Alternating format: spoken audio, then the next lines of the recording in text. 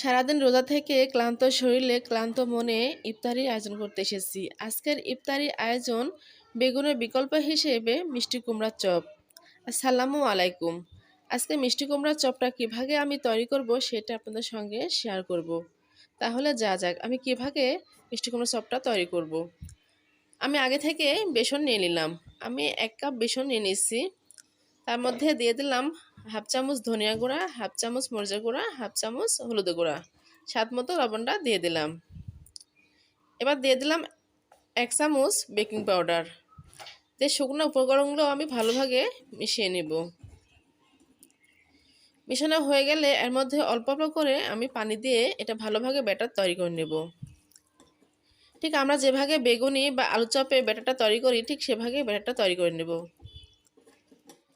Batter তৈরি করার সময় অল্প অল্প করে পানি বারবার দেওয়া লাগবে, কারণ একবারে পানিটা বেশি দিয়ে দিলে ব্যাটারটা পাতলা হয়ে যেতে পারে।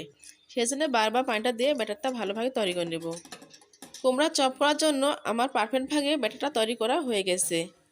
এবার আমি যে কুমড়া দিয়ে চপ বানাবো আমি ঠিক এই সাইজ করে কুমড়াটা কেটে নিয়েছি। এবার ব্যাটারের মধ্যে আমি কুমড়াটা দিয়ে আমি আগে থেকে চুলাতে তেল বসিয়ে রাখলাম।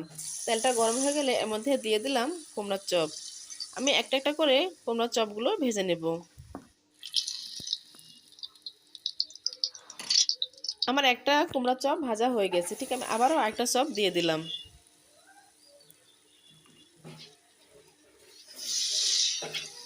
আমি এভাবে চপগুলো ভেজে নেব। আমি উল্টে পাল্টিয়ে চপগুলো ভালোভাবে ভেজে নেব।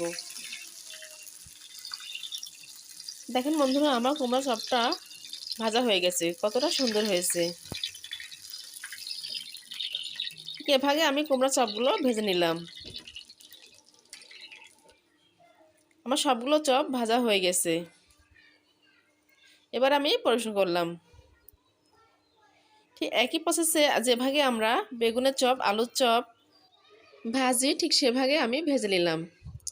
তাহলে বন্ধুরা, আমার এই মিষ্টি কুমড়ার চপটা যদি আপনাদের ভালো লাগে তাহলে লাইক, কমেন্ট, শেয়ার এবং সাবস্ক্রাইব করবেন। সাবস্ক্রাইব করে আমার চ্যানেলের সঙ্গে থাকবেন।